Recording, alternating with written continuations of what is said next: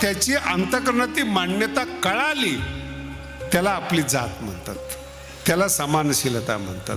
देव आवडतो, मला देव आवडतो, मित्रता होते. धन आवडतं, व्यापारी लोक 2 मिनिटात मित्रता करतात, 2 मिनिटामध्ये.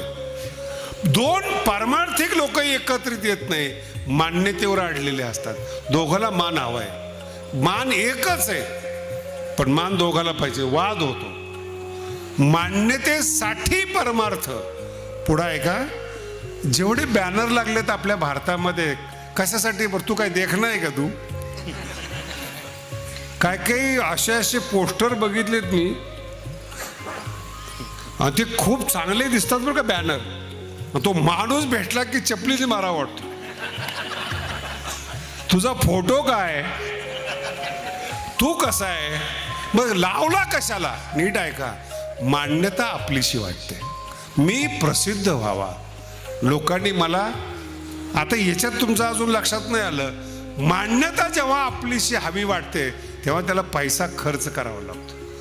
मग तो पैसे खर्च करत असताना मागे पुढे पाहत नाही. ज्याला धन पाहिजे त्याला किती तोंडावर म्हणा तू चिकू आहेत, कंजूस आहेत, तो म्हणतो यस, पण पैसा देणार. ज्याला मान पाहिजे त्याला विचारा. अहो आमच्याकडे माणसं अशी मराठवाड्यामध्ये नुसतं चढवून देतात. या वेळेस सरपंच तुम्हीच. 2 महिने अगोदर पार्ट्या सुरू होता. तो किती बोकडांचा जीव जातो देव जाणे. आणि असो चढवतात म्हणजे मान्यता. नेतृत्व करण्याची इच्छा मनात येते पण लायकी नसते. आणि जी माणसं 2 महिने जेवत असतात तीच दुसऱ्याची असतात, याला अक्कल नसते. पैसे याचे निवडून दुसरा येतो, हेच पुन्हा त्याला सांगा असं कसं झालं, नाही कळालं. आणि तेच माणसं काय म्हणतात, माणसं चुकीची. नाही कळालं. माणसं कोण सांगते? जे चुकीचे आहे ते सांगतात, याला अक्कल नाही. आमचे मित्र आहेत उखळीकर महाराज, त्यांनी कीर्तनात सांगितलं होतं, मला म्हणे मला नगरपालिकेला उभे केले. आमचे बरेच बुवा लोक गेलेत बरं का असे कामातून. माझे मित्र जास्त आहेत त्याच्यामध्ये. नाही तिथं उभे राहतात. म्हणजे कीर्तनात उभे राहता काही कमी आहे का? दुसरीकडे कशाला उभं राहताय? आणि सगळं त्याच्याकडून करून घेतलं. तर ते उखळीकर महाराज मला म्हटले माझ्या घरात 16 माणसं आहेत म्हणे आणि मतं पडली मला 11. किती? मी म्हटलं काय, मी भागवत केलं, रामायण केलं, सगळे माझ्या पाया पडत होते. माझ्या घरातली माणसं माझी नाहीत हे मला पडल्यावर कळालं. पडल्यावर कळलं तुम्हाला? म्हातारा झाल्यावर जर तुम्हाला कळालं ना की हे जग भंकस आहेत, नपुंसक ज्ञान आहे, ते काही उपयोग नाही त्या ज्ञानाचा. जगायच्या टायमाला कळलं पाहिजे, चुकीची संगती नको. तारुण्य उमलतं महाराज, खुलतं तारुण्य. जो आवेश असतो तारुण्याचा तो ज्ञानामध्ये जातो, ज्ञान आपलंसं होतं आणि मग त्याची मस्ती येते ना त्या ज्ञानाने. तो जगाकडे पाहत नाही. मग हे ज्ञानोबर आहे 16 वर्षाच्या आत ज्ञानेश्वरी. आणि टेन्शन आहेत महाराष्ट्रात, लिहिली कशी? बरं मलाच विचारतात कशी लिहिली, म्हटलं वाच. नाही पण त्याचं वय 16 नसलं पाहिजे. म्हणजे 100 असेल. तुम्हाला मान्य? मला सगळं मान्य. म्हणलं काय प्रश्न असा आहे, 700 वर्षात ज्ञानेश्वरी झाली नाही एक आणि कळली नाही तरी हे मूर्ख ऐकत नाही. कारण की त्याच्या मनात मान्यता बसली. नीट आहे का? त्याच्या मनात मान्यता बसली, चमत्कार होत नसतो, काही करू शकत नाही त्याला. हा श्रद्धेवर असतो, आपली मान्यता त्याच्या जवळ असते. जेवढे चमत्कार घडतात ना तेवढे फक्त त्यांनी घडतात. आपला असा हे अवघड आहे. बोलतो बरं का, अवघड आहे, अति अवघड आहे. भगवान कृष्णाच्या बद्दल बोलतो. संपूर्ण वृंदावनामध्ये राधेचं नाव घेतात, बरोबर आहे? राधेचं नाव घेतात. भगवंताने लग्न केले रुक्मिणी बरोबर. आणि महाराष्ट्रामध्ये विठोबा रखमाई भजन आहे. मग राधा नाव खरंय का रुक्मिणी नाव खरंय? पुन्हा ऐका, दोघांचा विषय नीट ऐका. राधेचा पण भांडणं नाही आहेत, दिव्य शक्ती एक आहे. राधेनं आपलासा करून घेतला, रुक्मिणीनं आपलासा करून घ्या. तुम्ही सुद्धा आपलासा करून घ्या. पहिल्याच्या आपलासा शक्ती राधेची आहे का ज्ञानोबरायची का रुक्मिणीची, हा विषयच नाही. हा विषय तुमच्या अंतःकरणाचा आहे, तुमचा करून घ्या. शक्ती युनिव्हर्सल आहे, सगळ्या कणाकणामध्ये शक्ती तुमची आहे का नाही हा प्रश्न आहे. आणि तुम्हाला तुमची केल्यानंतर तुम्हाला फायदा आहे. याला आपुली आपण करा सोडवण म्हणतात. तुमच्या बरोबर शक्ती असेल तर तुम्ही सुखी. ती अन्य किती ठिकाणची आपली, तो भाग तुमचा नाही, भाग तुमचा आहे. तुमच्या अंतःकरणात विश्वास आहे. म्हणून मी तुम्हाला ख्रिश्चन धर्माबद्दल बोलतोय, मुस्लिम धर्माबद्दल बोलतोय, तुमच्याबद्दल बोलतोय. मी एक तर माणूस इतका विचित्र भेटला, मुस्लिम एरियामध्ये त्यांनी घर घेतला, जागा बरं का, मुस्लिम एरियामध्ये घर घेतलं. माणसं कसे असतात, मन कसे असतात ते सांगतोय. मी त्याला म्हणलं, अरे उद्या जर त्रास झाला तर मुसलमान हो. प्रश्न संपायच्या आत तो काय म्हणतो, जास्त त्रास झाला तर उद्या धर्म बदलू. म्हणजे तुला काही वाटत नाही? मला काहीच वाटत नाही म्हणे, मला कोणत्याच धर्माबद्दल काही वाटत नाही. जिथं पोट भरल ते आपलं. ह्या माणसाला कट्टरता समजणार नाही. तो तयार आहे बदलायला. नाही कळाला असून मराठी कळाली का? नाही बदलायला तयार आहे, हे पण मी कीर्तन सांगायचं तुम्हाला. महाराष्ट्रात कुठलं प्रकरण चालू आहे, कोण कधी पक्ष बदलेल, कुणाचं अंतःकरण कधी बदलेल, कोणता पक्ष आपलासा वाटेल, ज्या पक्षाने तुम्हाला मोठे केले त्याला कधी संपवाल, तुमचा भरोसा. म्हणून पोरावर पण विश्वास ठेवू नका. विठाला कधी बदलेल सांगता येत नाही. मला एक जण म्हटलं, महाराज मला पक्ष बदलायचं, तो माझ्याकडे आला चुकून. मी म्हटलं, अरे तुला या पक्षाने बरंच काही दिलंय म्हणे, आम्ही पण काम केले ना म्हणे. मग आज काय प्रॉब्लेम आहे? आमचं नाही म्हणे तो पक्ष, ऐकत नाही म्हणे आपलं. पण पक्षाचं काम करणारा तू आहे का पक्षाचा मालक तू आहे? ते म्हणे तो विषय नंतरचा आहे म्हणे. महाराज फायदा कुठं होतो तो आमचा आहे. नाही कळालं. आणि जे राजकारणी लोकांना कळालं ते मंडपातल्या सगळ्या,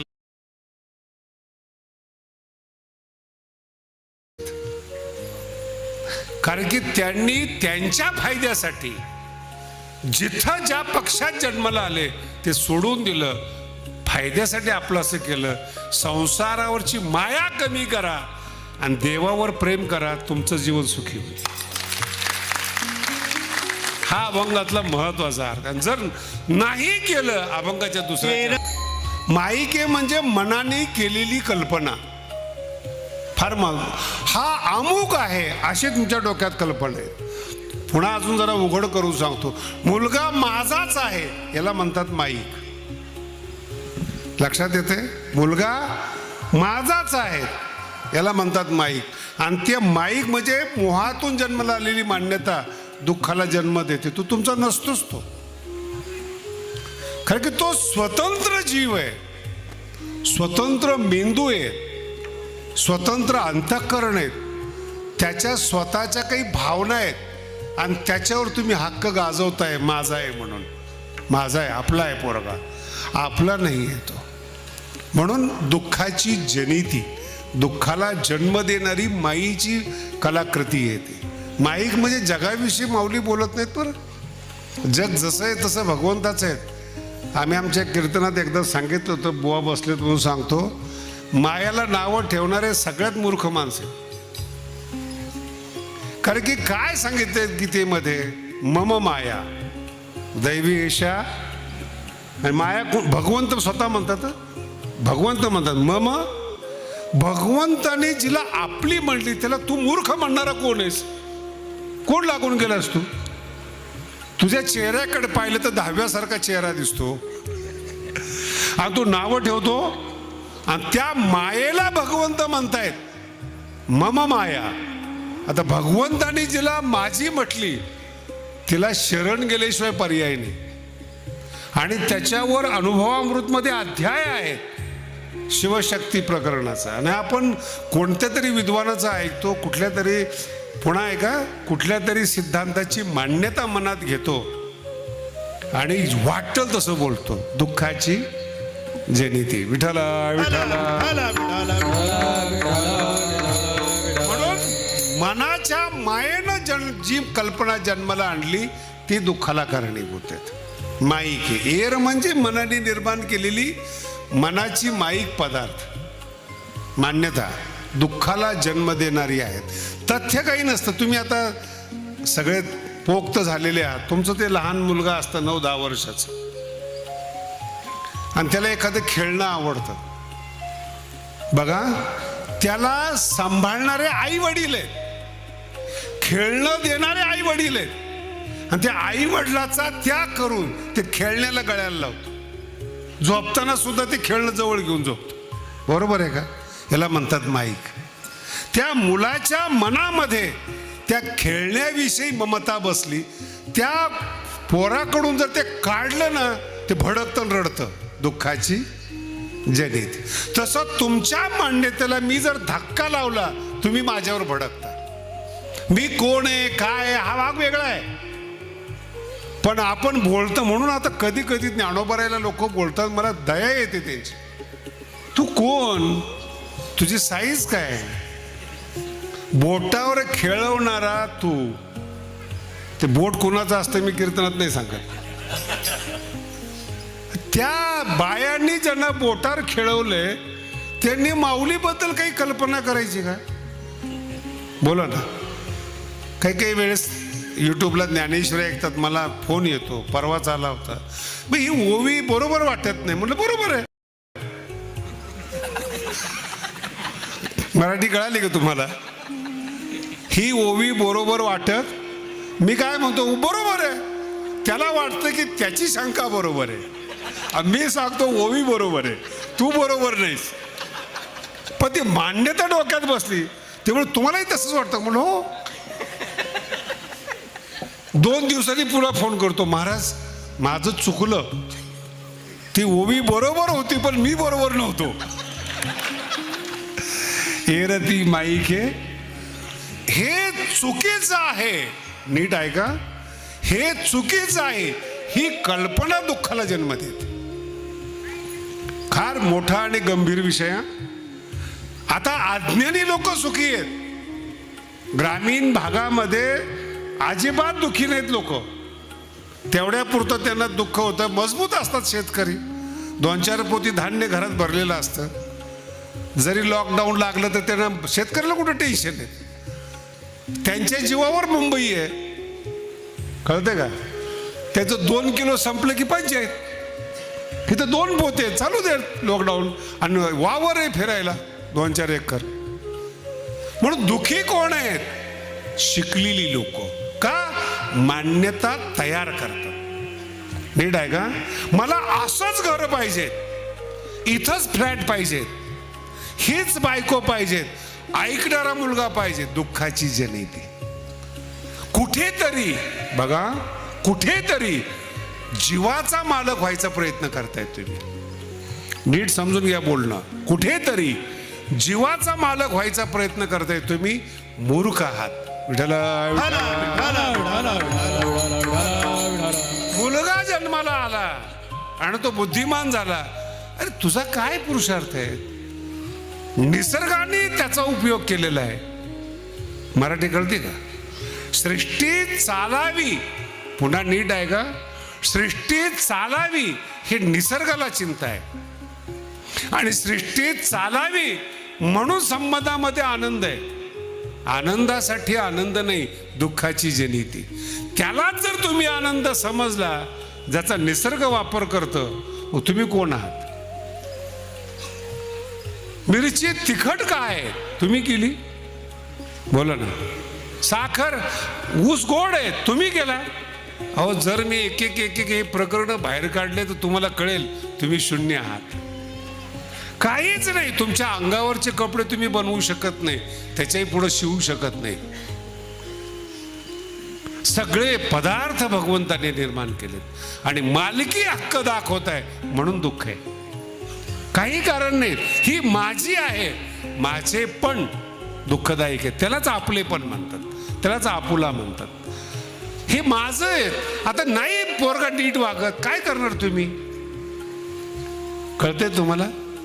लाखो रुपयाचा बिझनेस आहे महाराज, लाखो रुपयाचा बिझनेस आहे. मुलगा नीट वागत नाही, नोकरी लागत नाही. ज्यांना नोकरी लागत नाही ना ते महाराज होऊन बसलेत. तावीज देतात, गंडे देतात. पेपरला ॲडव्हर्टाईज बघा ना, नोकरी लागत नसेल तर आमच्याकडे या. अहो तुम्हाला हसू येईल, मी लंडनमध्ये होतो, तिथं मी ॲडव्हर्टाईज ऐकली, बघितली. जे दुखी आहेत त्यांनी माझ्याकडे यावं, साडेसाठी दूर केली जाईल. कुठली प्रथा आहे? लंडनमध्ये ॲडव्हर्टाईज आहे, पेपरमध्ये. बंगाली बाबा, हे मी अनुभवलेलं सांगतो तुम्हाला. जेवढे शिकलेली माणसं आहेत हळव्या अंतकरणाची, मागणी मागणारी आणि कल्पना करणारी. कल्पना करणारी म्हणजे माईक पदार्थाला मागणारी म्हणून दुखी आहेत. बर आता त्याच्यात थोडंसं पुढं बोलू. मिळाला फ्लॅट मनासारखा, काय नवीन आहे? बोला ना. मी तर शेतकऱ्याला इतकं भाग्यवान समजतो महाराज. अहो 2 एकरचे मालक आहात तुम्ही, कमीत कमी काय कमी आहे काय? पण ते दुसऱ्याचं पाहिल्यामुळं तुमची मान्यता बदलते. संतांमध्ये तुमच्यामध्ये एवढाच फरक आहे. कवनेही विषयीचे साम्य म्हणजे कॉम्पिटिशन, साम्य होणे ना रुचे. तो स्वतःची तुलना कोणाबरोबरच करत नाही, तो त्याच्या मस्तीत असतो. तुमचे प्रॉब्लेम असे आहेत, तुम्हाला दाखवायचंय मी ज्ञानी आहे, मी धनी आहे, मला कळतं. तुम्ही परवा दिवशी एक गोष्ट झाली, त्यांनी मला सांगितलं महाराज 25 तारखेला पाऊस पडणार आहे. पडला, पूर आला, इतका पाऊस पडला. तरी गप बसाव का नाही, लगेच मला येऊन सांगितलं महाराज काय म्हणलो होतो आपण. हे लायकी आहे त्याची, होतं असं कधी कधी. विठाला विठाला विठाला विठाला विठाला. ज्ञानेश्वरीमध्ये एक दृष्टांत फार सुंदर आहे, तुम्हाला किती समजतो ते बघा. नदीच्या पलीकडे जंगल आहे, नदीच्या अलीकडे गाव आहे आणि तिथं चरणारे पशुधन आहे, बैल फील वगैरे वगैरे. एक वळू होता, त्याला वाटलं की पलीकडे एवढे हिरवं हिरवं गवत दिसतंय आणि जात का नाहीत आणि पाणी पण जास्त नाहीये नदी पार करून जायला. त्यांनी भावकीला विचारलं की पलीकडे एवढं गवत असताना का जात नाही तुम्ही? ते म्हणे वाघ आहे तिकडं. वळू मत्त झालेला. मग तो काय विचारतोय भावकीला, तुम्ही वाघ बघितला का? ते म्हणे नाही. मग सांगितलं कोणी? हे मान्यता आहे, जंगल आहे, जंगलामध्ये मान्यता आहे. तुम्ही तुमचं डोकं लावा बरं का याच्यात. मग त्याला लहर आली, वळू कोणीच गेलं नाही, आपण जाऊ. गेलं ते पलीकडे, दिवसभर चरलं तिकडं, संध्याकाळी पुन्हा आलं. आल्यानंतर ते भावकीवर शायनिंग केली त्यांनी, पठ्ठ्या चरून आलाय. वाघ नावाची वस्तूच नाही. खरं आहे का खोटं आहे? बोला ना. बर याचा अनुभव आहे की वाघ नाहीये, असता तर तो सांगायला परत आला नसता. अनुभव आहे, आला परत. असं विज्ञान आहे. जे परंपरेनं संतांनी सांगितलेलं आहे त्याचं हे नास्तिक लोक खंडन करतात. पण जेव्हा ते संसारामध्ये जातात जीव दुखी होतो. एकदा ठीक आहे, दोनदा ठीक आहे. वाघ काय तुमचा नौकर आहे का की हा गेल्या गेल्या वाघ यायला? वाघाच्या मूडवर आहे. नाही कळालं? या जगामध्ये मृत्यूरूपी वाघ आहे.